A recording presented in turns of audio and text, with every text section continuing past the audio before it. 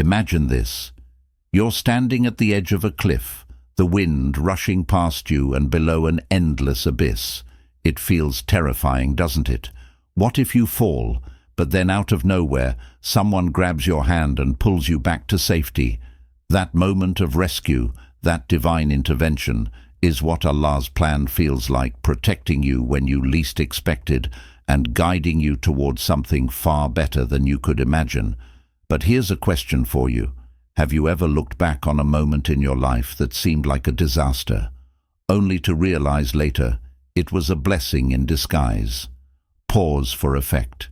Now imagine if every detour, every delay, every disappointment in your life wasn't a mistake, but a carefully crafted part of Allah's perfect plan for you. In this video, we'll embark on a deep and transformative journey, exploring why Allah's plan is always the best, even when it doesn't feel that way. By the end, you won't just understand His wisdom, you'll embrace it with your whole heart. Stay with me, because what we're about to uncover may just change the way you see your entire life. Let's start with one of the biggest questions we've all asked. At some point, why me? When life doesn't go the way we planned, it's natural to feel frustrated, even betrayed. But here's the thing. What you see as a setback may actually be a setup for something greater. Let me take you to the story of Prophet Musa. Imagine being betrayed by your own brothers, thrown into a well sold as a slave, and then imprisoned for a crime you didn't commit. It's the kind of story that could make anyone lose hope. Yet Musa remained patient. And what happened? Allah elevated him to a position of power, making him a minister in Egypt and reuniting him with his family. Every hardship he endured was part of a divine plan to fulfill a greater purpose. Ever feel like life is that one friend who keeps forgetting to text you back?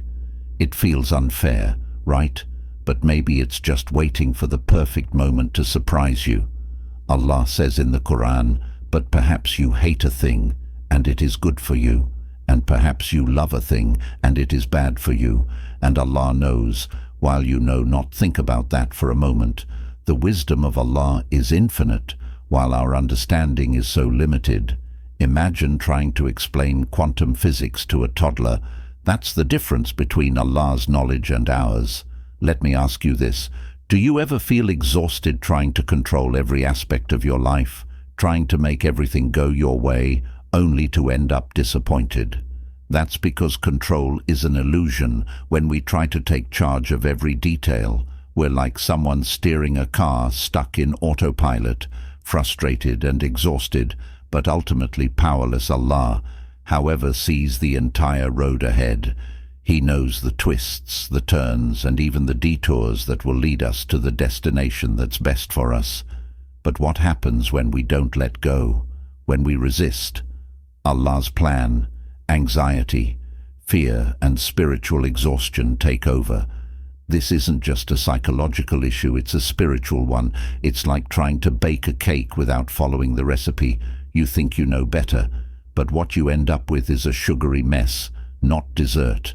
The Quran reminds us, and rely upon Allah, and sufficient is Allah as disposer of affairs. This is the essence of tawakkul, reliance on Allah. It doesn't mean we stop working hard or making efforts.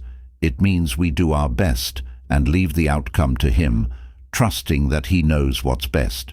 But here's the thing.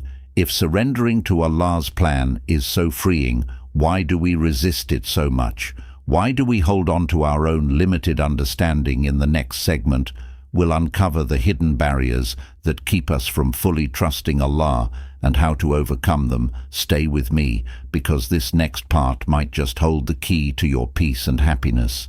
So why do we resist all this plan? One major reason is our lack of patience.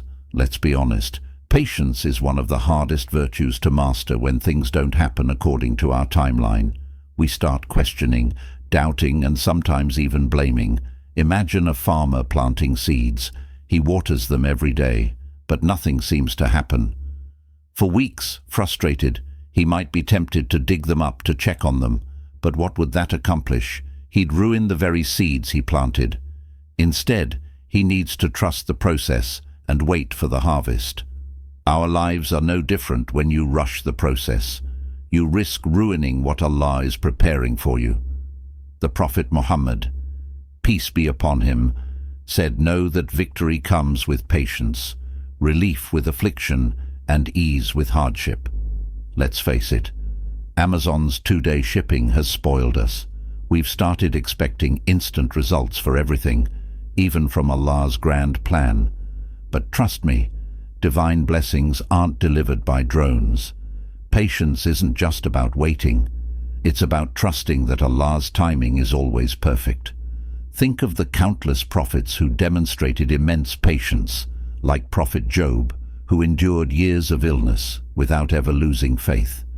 Here's another barrier to trusting Allah's plan: comparison. In today's world of social media, it's so easy to look at someone else's life and think, why not me? But let me tell you something, it's one of Shaitan's oldest tricks. Allah says in the Quran, "Do not wish for that by which Allah has made some of you exceed others." Comparison poisons our hearts. It makes us ungrateful for the blessings we already have and blinds us to the unique path Allah has chosen for us. Here's a quick exercise. What's one thing you have right now that you once prayed for? Take a moment to think about it. I'll wait. Gratitude shifts your perspective. Instead of asking why them, start asking, what is Allah teaching me through my journey? The Prophet Muhammad, peace be upon him, said, "Look at those below you in worldly matters and not those above you." This will make you appreciate Allah's blessings upon you. Let's talk about one of the biggest struggles, our own desires. Sometimes what we want most is exactly what Allah is protecting us from. It might feel unfair, but let's break this down. Imagine you're craving a delicious dessert. You see a beautiful cake on the counter, but your friend warns you it's laced with something harmful. Do you still eat it just because it looks good? Of course not. The same principle applies to our desires. What looks good to us might be harmful in ways we can't comprehend. But how do we align our desires with Allah's plan?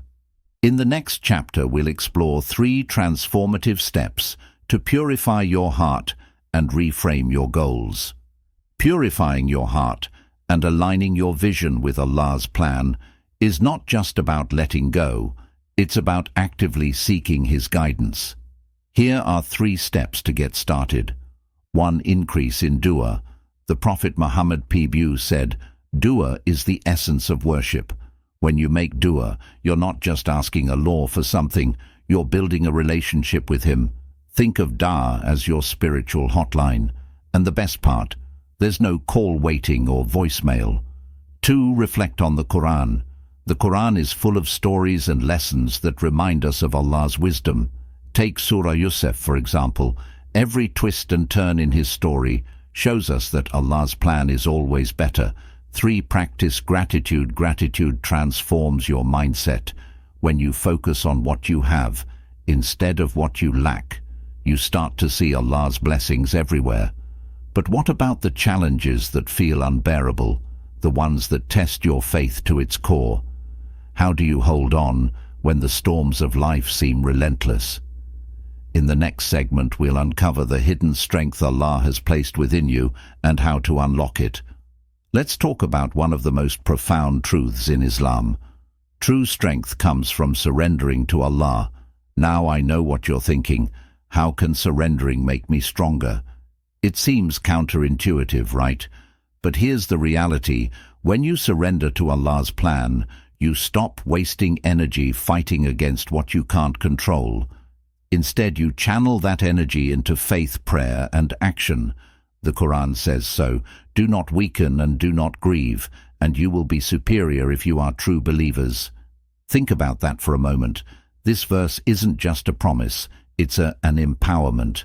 No matter how difficult life gets, as long as you hold on to faith, you're never truly defeated. It's like upgrading from manual labor to using a power tool. Surrendering to Allah is your ultimate power tool. It takes the heavy lifting off your shoulders. One of the best examples of this is the story of Prophet Musa alayhi wasalam. when he stood at the Red Sea with Pharaoh's army behind him, and no visible escape in that moment of absolute surrender, AA parted the sea, showing that his plan always prevails when we trust him fully. Here's a hard truth. Pain is a necessary part of growth. It refines you, strengthens you, and brings you closer to Allah. Think of it like gold being purified in fire. The process is intense, but the result is invaluable. The Quran says, "And we will surely test you with something of fear and hunger, and a loss of wealth in lives and fruits. But give good tidings to the patient." These tests aren't punishments, they're opportunities to rise above your circumstances. But what happens if you ignore these opportunities? You risk missing the divine wisdom meant for you. Have you ever noticed how some of the best success stories come from people who overcame the worst hardships? Why do you think that is? Allah uses pain to redirect us toward our true purpose. Maybe that failed job was His way of guiding you toward a career that aligns with your values. Maybe that heartbreak was His way of protecting you from a toxic relationship. But what if you can't see the purpose behind your pain? How do you hold on when everything feels meaningless? Stay with me, because in the next chapter we'll uncover how to find meaning even in the darkest moments. Here's something incredible. Allah is always communicating with us through the Quran, through events in our lives, and even through our intuition. But how often do we stop to recognize the signs? Think about it. What if every moment of your life was a part of Allah's personalized message to you? The Prophet Muhammad, peace be upon him, said, "Indeed, with every difficulty there is ease." Notice how Allah doesn't just promise ease after difficulty, but with difficulty this means every challenge comes with a built-in solution. You just need to look for it. It's like those IKEA manuals. The instructions are there, but you've got to read them carefully, or you'll end up with a wobbly shelf. When you start paying attention to all of signs, life becomes less about random chaos and more about intentional growth. And now, let's talk about the ultimate reason why Allah's plan is the best. Jannah. Every sacrifice, every hardship, every act of patience leads to a reward beyond anything we can imagine. The Quran describes Jannah as a place wherein is whatever the soul's desire, and what delights the eyes, and you will abide therein eternally. But here's the catch. Our time in this world is limited. Every moment is an opportunity to earn Allah's pleasure, or waste it on fleeting distractions. So how do we ensure we're on the right path? How do we align our daily lives with Allah's plan to guarantee this eternal reward? In the final segment, we'll dive into practical steps you can take starting today to live a life of faith, purpose, and ultimate fulfillment. Now that we've explored why Allah's plan is best, it's time to make this understanding a part of your daily life. Let's begin with the heart of our faith, our personal relationship with Allah. Small, consistent acts of IBA worship are more beloved to Allah than large, inconsistent ones. Start by committing to the 5 daily prayers, no matter what. Imagine the peace of mind you'll gain, knowing you've stayed connected with the Creator throughout your day. Remember Allah often and express gratitude for even the smallest blessings. This is a key to unlocking contentment in your life. Let's face it, if you can remember all your Netflix passwords, you can remember to say Alhamdulillah a few times a day. Right when you actively nurture this relationship, you'll notice a shift. Life's trials feel lighter, and its joys feel deeper. It's not enough to say, "I trust Allah's plan," and then sit back doing nothing. Islam is a religion of balance between totally trust in Allah and action, practical steps for life planning. 1. Set intentions. Niyyah before any action. Purify your intention to please Allah. 2. Take the best possible action. Use your God-given intellect and resources to make informed decisions. 3. Make dua. Ask Allah for guidance and trust that He will steer you toward what's best. Every decision you make can either bring you closer to Allah or further away. Which path are you choosing right now? Fear of the unknown is one of the biggest barriers to fully trusting Allah's plan. But remember, you don't need to see the entire staircase. You just need to take the next step. Indeed, my Lord is near and responsive. What would your life look like if you embrace this truth fully? If every decision, every moment of uncertainty became an opportunity to deepen your faith? Here's a thought. What if the thing you're most afraid of losing is the exact thing Allah is replacing with something better? Now let's bring everything together. Living in alignment with Allah's plan means embracing His guidance in every area of your life. 1. Relationships: treat others with kindness, patience and forgiveness. 2. Work in career: pursue excellence, izan in your work, knowing it pleases. 3. Health and well-being: take care of your body as an amana, trust from Allah. At the end of the day, everything we do is preparation for the akhirah.